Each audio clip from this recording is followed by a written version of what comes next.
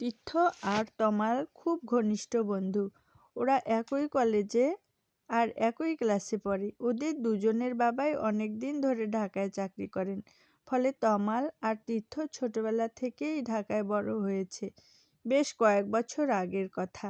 উচ্চ মাধ্যমিক পরীক্ষার পর তমালও গ্রামের দাদাবাড়িতে কিছুদিনের জন্য বেড়াতে যেতে চাইল। সে তীর্থকেও সাথে নিতে চাইল। কিন্তু তীর্থ যখন ওর বাবা মায়ের কাছে তমালের দাদাবাড়িতে যাওয়ার কথা বলল, তখন তারা কোনো মতেই রাজি হচ্ছিলেন না। কারণ তীর্থ খুব কমই তার বাবা মাকে ছেড়ে থেকেছে। তবু হাল ছাড়ল না তমাল। সে একদিন সোজা তীর্থদের বাড়ি গিয়ে হাজির। তীর্থর মাকে বলল, আন্টি, তীর্থের কোনো ক্ষতি হবে না। আমি আপনাকে কথা দিলাম। প্লিজ আন্টি, ওকে আমার সঙ্গে যেতে দিন। অবশেষে তমালের সাথে ওর দাদাবাড়িতে যাওয়ার অনুমতি মিলল তীর্থর। দুই বন্ধু গ্রামীণ পরিবেশে খুব উপভোগ করল। তমাল প্রতি বছরই গ্রামে আসে। আগে আসতো ওর মা বাবার সাথে। এই প্রথম সে কোনো বন্ধুকে নিয়ে এসেছে। সে কারণে তার আনন্দটাও এবার একটু বেশি। আর তীর্থ সেই কবে শেষবারের গ্রামে গিয়েছিল সে কথা তার মনেই নেই। সে কারণে তার কাছে এই গ্রাম এক অন্য পৃথিবী। টেলিভিশনে সে যে গ্রাম দেখেছে, বাস্তবের এই গ্রাম তার চেয়ে অনেক সুন্দর বলে তার তীর্থের কাছে মনে হলো। রাতে নদীর উপর চাঁদের জোছনার দোলা, আর ঝোপের ভিতর জোনাকি পোকার আলো, দিনে বিস্তীর্ণ হলুদ সর্ষে ফুলের মাঠ, আম জাম কাঁঠালের বন, সবকিছু তাকে মুগ্ধ করেছে, বিমোহিত করেছে।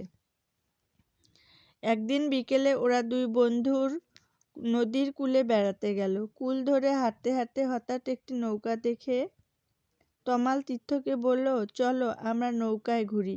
তীর্থ বলে, না না, আমি নৌকায় উঠব না। আমি সাঁতার জানি না। মা আমাকে পানির কাছে যেতে নিষেধ করে দিয়েছেন। কিন্তু তমাল নাছোড়বান্দা। সে বলে, আরে কিচ্ছু হবে না। সাঁতার জানিস না তো কি হয়েছে? আমি তো জানি। তেমন কিছু হলে আমি তোকে টেনে তুলব। তীর্থ তবু ইতস্তত করতে থাকে। তমাল এবার খুব অভিমান করে বলে, আমি না তোর বেস্ট ফ্রেন্ড? ঠিক আছে, এই যে আমি প্রতিজ্ঞা করলাম, তোকে বাঁচাতে আমি প্রাণ দেব। তীর্থ আবেগী হয়ে গেল। বলল, ঠিক আছে বন্ধু, আমি তো আর সাঁতার জানি না, তবু তোর জীবন বাঁচাতে আমিও মরতে প্রস্তুত। মাঝি নৌকাতেই বসা ছিল। তমাল মাঝিকে বলল, তাদের দুই বন্ধুকে যেন মাঝি তার নৌকায় করে নদীতে ঘুরিয়ে আনে। কিন্তু মাঝি রাজি হলো না, কারণ তার নৌকাটা ভালো নয়। এই নৌকা নিয়ে নদীতে গেলে সে যে কোনো সময় বিপদ হতে পারে বলে জানায় মাঝি। তমালের বারবার অনুরোধ শেষ পর্যন্ত মাঝি বেশ কিছু টাকার বিনিময়ে ওদের নদীতে ঘোরাতে রাজি হয়। নৌকা কূল ছেড়ে অনেক দূরে গেল। তমাল দারুণ উচ্ছ্বসিত হলো।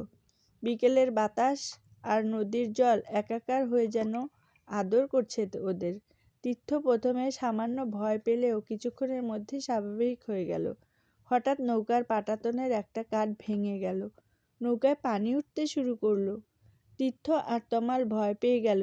মাঝি নৌকা কূলের দিকে নেওয়ার আপ্রাণ চেষ্টা করলো, কিন্তু নৌকা যতটা না এগুচ্ছে তার চেয়ে বেশি পানির নিচে তলিয়ে যেতে চাচ্ছে।